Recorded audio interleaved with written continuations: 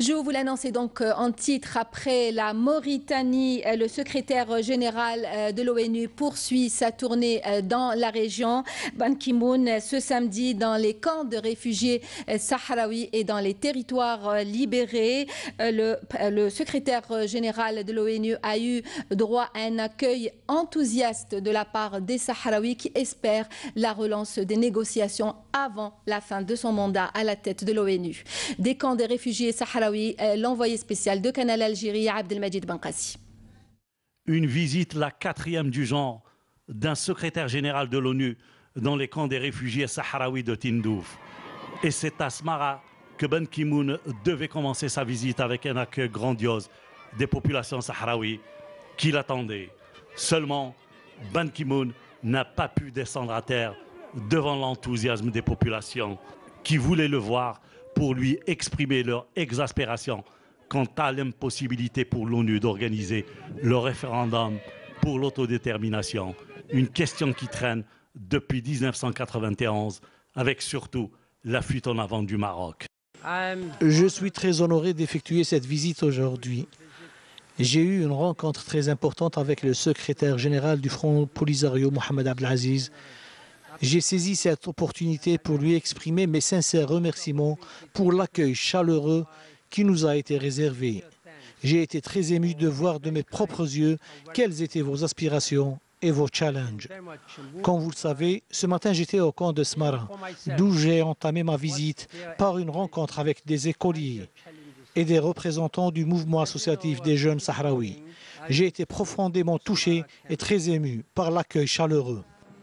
Le secrétaire général, malgré l'obstination du Maroc, a décidé de visiter la région, les pays limitrophes, les campements de réfugiés sahraouis, rencontrer les autorités sahraouies, mais également visiter les territoires du Sahara occidental. Une visite qui s'inscrit en droite ligne des tentatives de relance du dialogue entre Sahraouis et Marocains en vue de l'organisation d'un référendum sur le Sahara occidental. Cela même si le Maroc a évité de recevoir Ban Ki-moon. La visite du secrétaire général se déroule dans un contexte tout à fait particulier. Nous avons dit que tout d'abord, c'est la première fois qu'un secrétaire général des Nations Unies visite le territoire du Sahara occidental. Le conflit est là depuis 40 ans, mais jamais un secrétaire général des Nations Unies a visité le territoire du Sahara occidental. Ban Ki-moon se rendra dans les territoires libérés, donc il se rendra à Bir el-Helou qui a toute une histoire, et c'est là-bas que la création de la République arabe sahraoui a été proclamée il y a 40 ans, et c'est là qu'un certain 5 mars 1976 qu'a été formé le premier gouvernement sahraoui. Tout un symbole. Pourtant, un autre secrétaire général de l'organisation onusienne s'en ira dans quelques mois, et la question sahraoui est toujours sur les tablettes de l'ONU.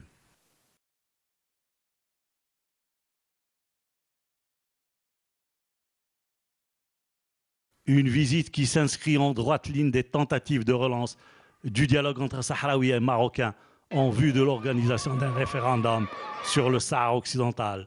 Cela même si le Maroc a évité de recevoir Ban Ki-moon. La visite du secrétaire général se déroule dans un contexte tout à fait particulier. Nous avons dit que tout d'abord, c'est la première fois qu'un secrétaire général des Nations Unies visite le territoire du Sahara occidental. Le conflit est là depuis 40 ans, mais jamais un secrétaire... Le référendum pour l'autodétermination, une question qui traîne depuis 1991, avec surtout la fuite en avant du Maroc. Je suis très honoré d'effectuer cette visite aujourd'hui.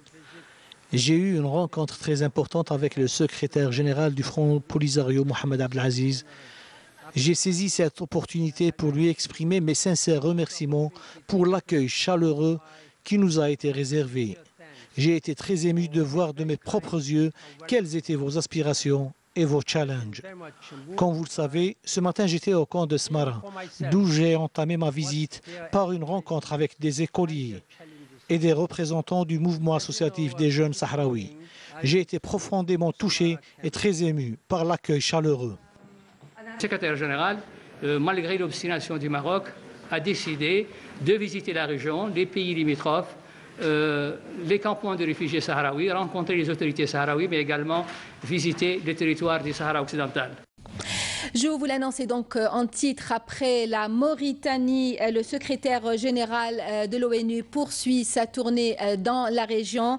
Ban Ki-moon ce samedi dans les camps de réfugiés sahraouis et dans les territoires libérés. Le secrétaire général de l'ONU a eu droit à un accueil enthousiaste de la part des Sahraouis qui espèrent la relance des négociations avant la fin de son mandat à la tête de l'ONU. Des camps des réfugiés sahraouis, l'envoyé spécial de Canal Algérie, Abdelmajid Benkassi.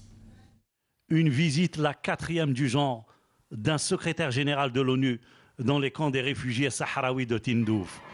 Et c'est à Smara que Ban Ki-moon devait commencer sa visite avec un accueil grandiose des populations sahraouies qui l'attendaient.